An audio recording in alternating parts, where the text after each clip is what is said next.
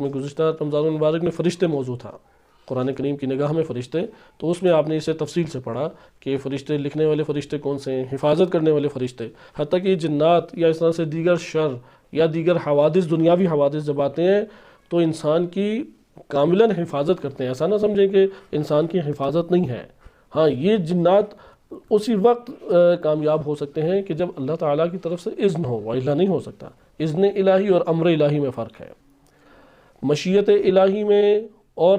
اللہ سبحانہ و تعالیٰ ایک بندے کو امر و نہیں جو کرتا اس میں فرق ہے کہ یہ ایک الگ موضوع ہمارا بن جاتا ہے۔ لہٰذا فرشتے حفاظت کرنے والے ہر وقت انسان کے ساتھ موجود ہیں، اور اللہ تعالیٰ نے یہ جو نظام فرشتوں کا انسانوں کے گرد بنایا ہوا ہے اسی کی وجہ سے انسان اس دنیا میں جی پاتا ہے، وإلا اتنی ہلاک کنندہ چیزیں ہیں کہ انسان کے بس سے باہر ہیں، اتنی ہلاک کنندہ۔ مثلا سورہ رعد آیت نمبر 11 میں ارشاد باری تعالیٰ ہوتا ہے لَهُ مُعَقِّبَاتٌ مِّن بَيْنِ يَدَيْهِ وَمِن خَلْفِهِ يَحْفَظُونَ مِنْ أَمْرِ اللَّهِ،